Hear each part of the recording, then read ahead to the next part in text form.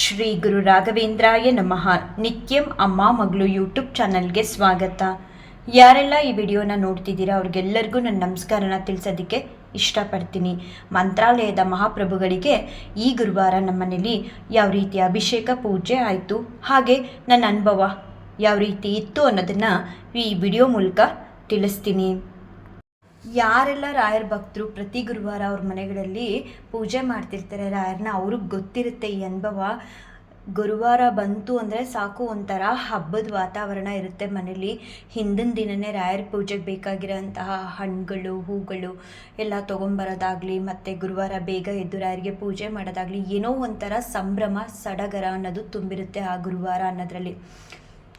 ಇವತ್ತು ಬೆಳಗ್ಗೆ ಬೇಗನೆ ಎಚ್ಚರ ಆಗಿ ರಾಯರಿಗೆ ಕೈ ಮುಗಿದು ಆಮೇಲೆ ನನ್ನ ಕೆಲಸಗಳನ್ನ ಶುರು ಮಾಡೋಣ ಪೂಜೆಗೆಲ್ಲ ಅಂತ ಹೇಳಿ ದೇವ್ರ ಮನೆಗೆ ಬಂದಾಗ ನಮ್ಮ ದೇವ್ರ ಮನೆಯಲ್ಲಿ ಒಂದು ಪಲ್ಲಿ ಓಡಾಡ್ತಿತ್ತು. ಮೊನ್ನೆ ಕೂಡ ನೋಡಿದೆ, ದೇವ್ರಿಗೆ ಎದ್ದ ತಕ್ಷಣ ಕೈ ಮುಗಿಯೋಣ ಅಂತ ಬಂದಾಗ ಇವತ್ತು ಕೂಡ ನೋಡಿದೆ. ಹಾಗೆ ಒಂದು ಫೋಟೋಸ್ ಕೂಡ ತೊಗೊಂಡೆ. ಫೋಟೋ ತೊಗೊಂಡಾದ್ಮೇಲೆ ರಾಯರ ಪೂಜೆಗೆ ಬೇಕಾಗಿರೋಂಥ ಎಲ್ಲ ತಯಾರಿಗಳನ್ನು ಮಾಡ್ಕೊಳ್ಳೋದಕ್ಕೆ ಶುರು ಮಾಡಿಕೊಂಡೆ. ಈ ವಾರ ಹೆಚ್ಚು ನನಗೆ ಸಮಯ ತಗೊಳ್ಳಿಲ್ಲ ರಾಯರಿಗೆ ಅಲಂಕಾರ ಮಾಡೋದಕ್ಕೆ, ತುಂಬ ಬೇಗನೆ ಮಾಡಿದೆ, ಹಾಗೆ ಸಿಂಪಲಾಗಿ ಕೂಡ ಮಾಡಿದೆ. ಮತ್ತು ಅದಾದಮೇಲೆ ರಾಯರಿಗೆ ನೈವೇದ್ಯ ಮಾಡೋದಕ್ಕೆ ಬೇಕಾಗಿರೋಂಥ ಪ್ರಸಾದಗಳನ್ನ ರೆಡಿ ಮಾಡಿಕೊಂಡೆ, ಹಾಗೆ ಅಭಿಷೇಕಕ್ಕೆ ಏನೆಲ್ಲ ಬೇಕು ಅದನ್ನು ಕೂಡ ರೆಡಿ ಮಾಡಿಕೊಂಡೆ. ರಾಯರಿಗೆ ಎಲ್ಲ ಅಲಂಕಾರ ಮಾಡಿ ಇಟ್ಟು ನಾನು ಅಭಿಷೇಕಕ್ಕೆ ನೈವೇದ್ಯಕ್ಕೆ ತಯಾರಿ ಮಾಡೋ ಟೈಮಲ್ಲಿ ನನಗೆ ಒಂದೊಂದು ಸಲ ಎಳ್ನೀರನ್ನ ನಾನು ಹಿಂದಿನ ದಿನವೇ ತಂದಿಟ್ಕೊಂಡಿರ್ತೀನಿ. ಒಂದೊಂದು ಸಲ ಏನು ಮಾಡ್ತಿರ್ತೀನಿ ಅಂದರೆ ಮನೇಲಿ ತೆಂಗಿನಕಾಯಿ ಇರುತ್ತಲ್ಲ, ಅದನ್ನ ಹೊಡೆದು ಅದರಲ್ಲಿ ಬರೋ ಎಳ್ನೀರನ್ನ ರಾಯರಿಗೆ ಅಭಿಷೇಕಕ್ಕೆ ಅಂತ ಬೆಳೆಸ್ತೀನಿ. ಹಾಗಾಗಿ ನಾನು ಇವತ್ತು ಎಳ್ನೀರನ್ನ ತಂದಿಟ್ಕೊಂಡಿರಲಿಲ್ಲ, ಹೀರೆಕಾಯಿನ ಹೊಡೆದು ಎಳ್ನೀರು ತೊಗೊಳ್ಳೋಣ ಅಂತ ಹೇಳಿ ನಾನು ದೇವ್ರ ಮನೆ ಮುಂದೆ ಪಾಸಾದೆ ತೆಂಗಿನಕಾಯಿ ಹೊಡಿಯೋಣ ಅಂತ ಹೇಳಿ. ಆ ಟೈಮಲ್ಲಿ ರಾಯರು ಇಲ್ಲಿ ಈ ಕಾಣಿಸ್ತಿದೆಯಲ್ಲ ರೆಡ್ ರೋಸು, ಅದನ್ನು ಎಡಭಾಗಕ್ಕೆ ತಿರುಗಿಸ್ಕೊಂಡಿಟ್ಟಿದ್ರು. ಅದನ್ನು ಕ್ಲಿಪ್ಪಿಂಗ್ಸ್ ಹಾಕ್ತೀನಿ. ಆಮೇಲೆ ನಾನು ಹಂಗೆ ನಿಂತ್ಕೊಂಡೆ, ಕೊಡ್ತೀರಾ ರಾಯರೇ ಹೂಪ್ರಸಾದದ ಮೂಲಕ ಆಶೀರ್ವಾದನ ಅಂತ. ಆಮೇಲೆ ಒಂದು 2 ಸೆಕೆಂಡ್ ಹಾಗೆ ನಿಂತಿದ್ದೆ, ಸರಿ ತಡ ಆಗುತ್ತೇನೋ ಅಂದ್ಬಿಟ್ಟು ನಾನು ಮತ್ತೆ ಹೋಗಿ ಬರೋಣ ಅನ್ನೋಷ್ಟರೊಳಗಡೆ ಕ್ಯಾಮ್ರಾ ಇಟ್ಟು ರಾಯರು ಹೂಪ್ರಸಾದದ ಮೂಲಕ ಆಶೀರ್ವಾದ ಮಾಡಿದ್ರು. ಅದು ನನಗೆ ಮೊದಲನೇ ಆಶೀರ್ವಾದ ಆಗಿತ್ತು ಇವತ್ತು.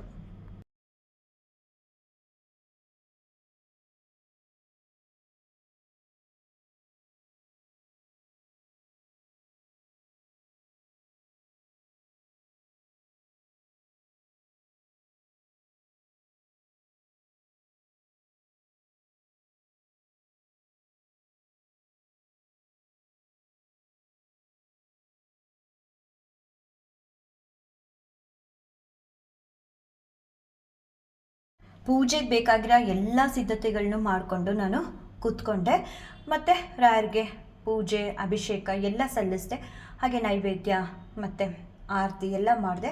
ಅಲ್ಲಿವರೆಗೂ ನನಗೆ ರಾಯರಿಂದ ಯಾವುದೇ ಹೂಪ್ರಸಾದ ಸಿಗಲಿಲ್ಲ ಆಶೀರ್ವಾದದ ಮೂಲಕ, ಮುಂಚೆ ಸಿಕ್ಕಿದ್ದಷ್ಟೇ. ಆಮೇಲೆ ಸುಮಾರು ಹೊತ್ತು ಒಂದು 6:30 ಒಳಗಡೆ ಹಾಲಲ್ಲಿರೋ ರಾಯರಿಂದ ನನಗೆ ಹೂಪ್ರಸಾದದ ಮೂಲಕ ಅವರು ಆಶೀರ್ವಾದ ಮಾಡಿದರು. ಪೂಜೆ ಮಾಡೋ ಸಮಯದಲ್ಲಿ ರಾಯರಿಂದ ನನಗೆ ಹೂಪ್ರಸಾದದ ಮೂಲಕ ಆಶೀರ್ವಾದ ಸಿಕ್ಕಿದ್ರೆ ನಾನು ಪ್ರದಕ್ಷಿಣೆ ಮಾಡಿ ನಮಸ್ಕಾರ ಮಾಡಿ ರಾಯರಿಗೆ ನಾನು ಹೊರಡೋ ಟೈಮಲ್ಲಿ ಥ್ಯಾಂಕ್ ಯು ರಾಯಪ್ಪ, ನನಗೆ ಹೂಪ್ರಸಾದದ ಮೂಲಕ ಆಶೀರ್ವಾದ ಮಾಡಿದ್ದಕ್ಕೆ ನನ್ನ ಪೂಜೆ ನಿಮ್ಗೆ ಇಷ್ಟ ಆಗಿದೆ ಅಂತ ಭಾವಿಸ್ತೀನಿ ಅಂತ ಹೇಳಿ ಹೊರಡ್ತೀನಿ. ಆದರೆ ನನಗೆ ಒಂದೊಂದು ಸಲ ಹೂಪ್ರಸಾದ ಸಿಗಲ್ವಲ್ಲ ಪೂಜೆ ಟೈಮಲ್ಲಿ. ಆಗ ನಾನು ಕೇಳ್ತೀನಿ ರಾಯರ ಹತ್ರ, ನನ್ನ ಪೂಜೆ ನಿಮ್ಗೆ ಇಷ್ಟ ಆಯಿತಾ, ಯಾಕೋ ನನಗಿನ್ನೂ ಹೂಪ್ರಸಾದ ಸಿಕ್ಕಿಲ್ಲ ರಾಯರೇ, ಆಯಿತು ಕಾಯ್ತಿರ್ತೀನಿ ಅಂತ ಹೇಳಿ ನಾನು ಹೊರಡ್ತೀನಿ, ಯಾಕಂದರೆ ಬೇರೆ ಮನೆ ಕೆಲಸಗಳಿರುತ್ತೆ ಅಂತ. ಆಮೇಲೆ ರಾಯರು ಕೊಟ್ಟೇ ಕೊಡ್ತಾರೆ. ಒಟ್ಟಿನಲ್ಲಿ ನನಗೆ ಮಿಸ್ ಮಾಡಿಲ್ಲ ಇದುವರೆಗೂ. ಏನೋ ಅವ್ರ ಇಚ್ಛೆ ಹೇಗಿರುತ್ತೆ ಹಾಗೆ, ಅವ್ರು ಹೂಪ್ರಸಾದ ಕೊಟ್ಟರೆ ಮಾತ್ರ ರಾಯರಿದ್ದಾರೆ, ಇಲ್ಲ ಅಂದರೆ ಇಲ್ಲ ಅಂತಲ್ಲ. ಒಂದೊಂದು ಸಲ ಅವ್ರು ಕೊಟ್ಟಾಗ ನಮಗೇನೋ ಸಂತೋಷ ಆಗುತ್ತೆ, ನಮ್ಮ ಪೂಜೆ ಅವ್ರಿಗೆ ಇಷ್ಟ ಆಯ್ತೇನೋ ಅನ್ನೋ ಭಾವನೆ ಬರುತ್ತೆ. ಈ ಹೂಪ್ರಸಾದ ಆದಮೇಲಂತೂ ರಾಯರು ತುಂಬ ಆಶೀರ್ವಾದ ಮಾಡಿದ್ರು. ಆ ಎಲ್ಲ ಕ್ಲಿಪ್ಪಿಂಗ್ಸ್ಗಳನ್ನೂ ಕೂಡ ನಾನಿವಾಗ ಹಾಕ್ತೀನಿ.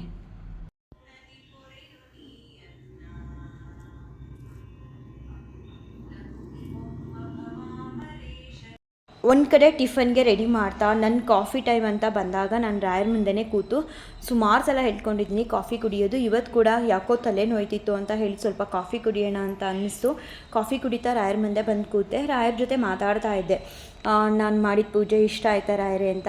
ಆ ಸಮಯದಲ್ಲಿ ನನಗೆ ರಾಯರು ಬಲಭಾಗದಿಂದ, ಆವಾಗ ಪೂಜೆಗೂ ಮುಂಚೆ ಎಡಭಾಗದಿಂದ ಹೂಪ್ರಸಾದ ಕೊಟ್ಟಿದ್ದರು. ಮತ್ತೆ ಒಂದು ರೆಡ್ ರೋಸ್ ಇಟ್ಟು ಪೂಜೆ ಎಲ್ಲ ಮಾಡಿದಾಗ ಸುಮಾರು ಹೊತ್ತಾದಮೇಲೆ ಒಂದು 5:45ಗೆಲ್ಲ ಪೂಜೆ ಮುಗ್ದಿತ್ತು ನೋಡಿ. 7 ಗಂಟೆ 19 ನಿಮಿಷಕ್ಕೆ ಮತ್ತೆ ಮಡಿಸಿದ್ದಂತಹ ಗುಲಾಬಿ ಹೂನ ಬಲಭಾಗಕ್ಕೆ ಆಶೀರ್ವಾದ ಮಾಡಿದ್ರು ರಾಯರು.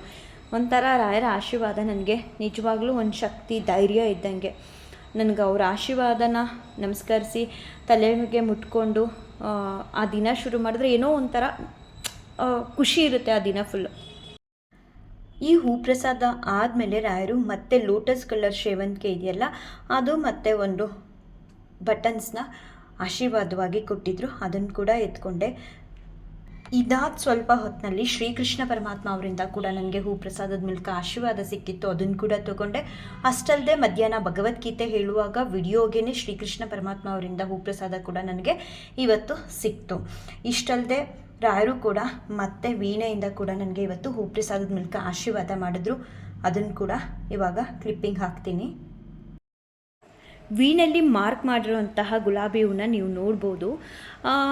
ಈ ಫೋಟೋದಲ್ಲಿ ಹೀಗಿತ್ತಲ್ವ, ಸುಮಾರು ಒಂದು 8:30 ಮೇಲೆ ಆ ಹೂನ ಯಾವ ರೀತಿ ಗೊತ್ತಾ, ಬೆಳಗ್ಗೆಯಿಂದ ಹೀಗೆ ಬಾಗಿಸ್ಕೊಂಡು ಬಂದು ರಾಯರು ಸುಮಾರು 8:35 ಸಮಯದಲ್ಲಿ ಅದನ್ನು ಹೂ ಪ್ರಸಾದದ ಮೂಲಕ ಆಶೀರ್ವಾದವಾಗಿ ಕೊಟ್ಟರು. ಏನೋ ಒಂಥರ ಅದನ್ನೆಲ್ಲ ನಾವು ಕಣ್ಣಿಂದ ನೋಡ್ತೀವಲ್ವ, ಅದು ರಾಯರ ಲೀಲೆ ಅಂತ ಹೇಳೋದು, ಭಗವಂತನ ಇಚ್ಛೆ ಅಂತ ಹೇಳೋದು ಗೊತ್ತಿಲ್ಲ, ಒಂಥರ ತುಂಬ ಸಂತೋಷ ಕೊಡುತ್ತೆ.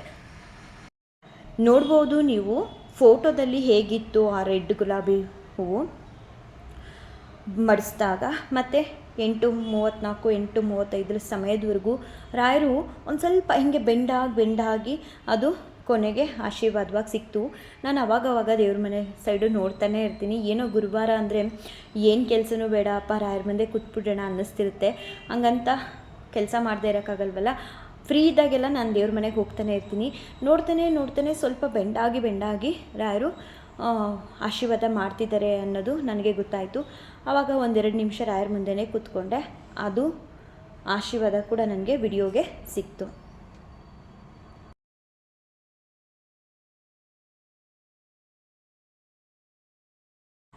ರಾಯರ ಆಶೀರ್ವಾದ ಮಾಡೋದನ್ನು ನೋಡೋದಕ್ಕೆ ಒಂಥರ ಚಂದ.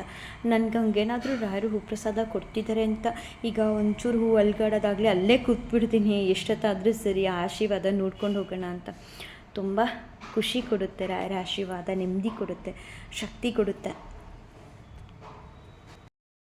ಮನೆ ಕೆಲಸ ಎಲ್ಲ ಮುಗಿಸಿ ಮಧ್ಯಾಹ್ನ ದೇವ್ರ ಮನೆಗೆ ಬಂದಾಗ ಬೆಳಗ್ಗೆ ಕೊಟ್ಟಿದ್ರಲ್ಲ ವೀಣೆಯಿಂದ ಹೂ ಪ್ರಸಾದನ ಎತ್ಕೊಂಡಿರಲಿಲ್ಲ, ತಗೊಂಡೆ. ಮತ್ತೆ ಎಲ್ಲಿಂದ ಆಗಿದೆ ಅಂತ ನೋಡಿದಾಗ ಶ್ರೀನಿವಾಸ ದೇವರು ತಿಮ್ಮಪ್ಪನಿಂದ ಹೂ ಪ್ರಸಾದ ಆಗಿತ್ತು. ಅದನ್ನು ಕೂಡ ತಗೊಂಡು ಕಣ್ಗೊತ್ತಿ ನಮಸ್ಕಾರ ಮಾಡಿಕೊಂಡು ಶ್ರೀಕೃಷ್ಣ ಪರಮಾತ್ಮ ಅವರು ಬೆಳಿಗ್ಗೆ ಹೂ ಕೊಟ್ಟಿದ್ರಲ್ಲ ಖಾಲಿ ಕಾಣಿಸ್ತಿದ್ದು ಅಂತ ಹೇಳಿ ಅಲ್ಗೊಂದು ಹೂವಿಟ್ಟು ಮತ್ತೆ ಮಧ್ಯಾಹ್ನ ನಾನು ರಾಯರಿಗೆ ಏನೆಲ್ಲ ಪೂಜೆ ಸಲ್ಲಿಸಬೇಕು ಅದನ್ನು ಸಲ್ಲಿಸಿದೆ.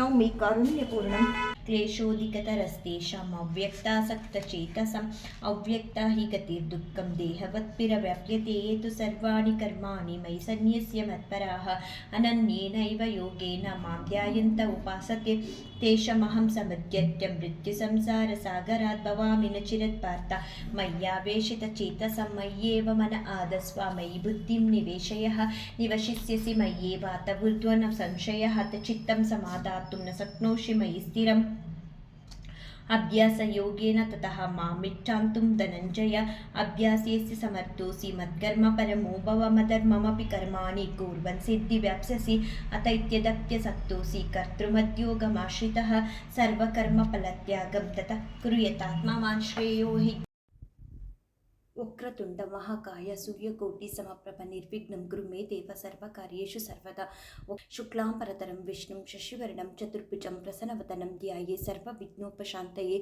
ಪೂಜ್ಯಾಯ ರಾಘವೇಂದ್ರಾಯ ಸತ್ಯಧರ್ಮರತಾಯ ಚ ಭಜತಾಂ ಕಲ್ಪವೃಕ್ಷಾಯ ನಮತಾಂ ಕಾಮಧೇನುವೇ ದುರ್ವಾದಿ ದ್ವಾಂತರವಯ ವೈಷ್ಣವೇಂದೀವರೇಂದವೇ ಶ್ರೀ ರಾಘವೇಂದ್ರ ಗುರವೇ ನಮೋ ಅತ್ಯಂತ ದಯಾಳವೇ ಜನದುರಿತಗ್ನಂ ಭಕ್ತವರ್ಗಸ್ಯ ನಿಗ್ನಂ ಸುರತರು ಸಮರೂಪಂ ಸರ್ವಸಾಮ್ರಾಜ್ಯಭೂಪಂ ಭಜಕಜನ ಶರಣ್ಯಂ ನವಮಿ ಕಾರುಣ್ಯಪೂರ್ಣಂ ಕುರುಣ ಪರಿಹಾರಂ ತಾತಮೇ ರಾಘವೇಂದ್ರ ಹರೇ ರಾಮ ರಾಮ ರಾಮ ಹರೇ ಹರೇ ಹರೇ ಕೃಷ್ಣ ಕೃಷ್ಣ ಕೃಷ್ಣ ಹರೇ ಹರೇ ಶ್ರೀನಿವಾಸ ವೆಂಕಟೇಶ್ವರ ಸ್ವಾಮಿ ಗೋವಿಂದ ಗೋವಿಂದ ಗೋವಿಂದ ಗೋವಿಂದ.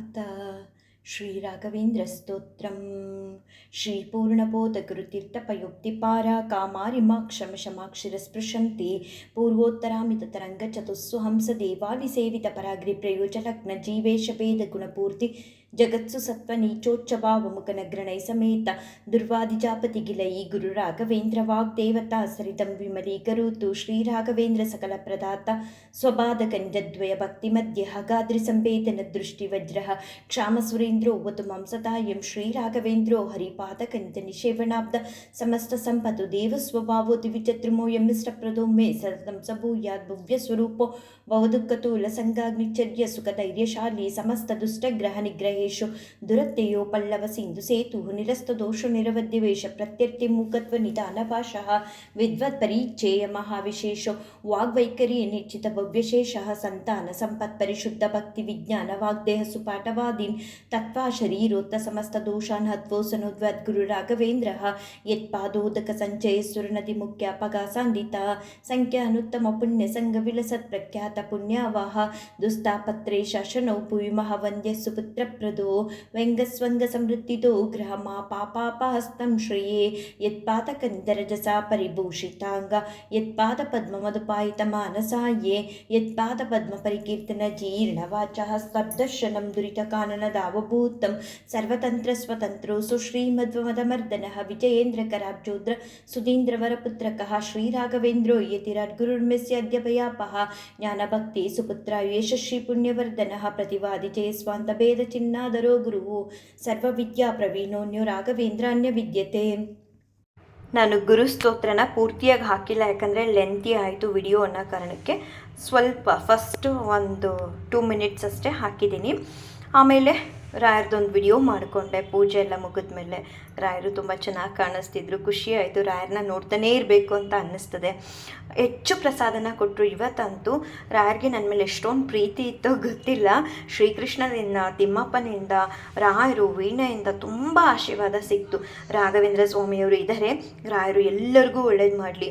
ಯಾರೆಲ್ಲ ಕಷ್ಟದಲ್ಲಿದ್ದಾರೆ ಖಂಡಿತವಾಗ್ಲೂ ರಾಯರನ್ನ ನಂಬಿ ಭಕ್ತಿಯಿಂದ ಪೂಜಿಸಿ ತಾಳ್ಮೆಯಿಂದ ಕಾಯಿರಿ. ಖಂಡಿತವಾಗ್ಲೂ ರಾಯರು ನಿಮ್ಮ ಕಷ್ಟನ ಬಗೆಹರಿಸಿ ನಿಮ್ಮ ಇಷ್ಟಾರ್ಥಗಳನ್ನ ಕೊಟ್ಟು ಕಾಪಾಡ್ತಾರೆ. ಶ್ರೀಕೃಷ್ಣಾರ್ಪಣಮಸ್ತು, ಶ್ರೀಕೃಷ್ಣಾರ್ಪಣಮಸ್ತು, ಶ್ರೀಕೃಷ್ಣಾರ್ಪಣಮಸ್ತು.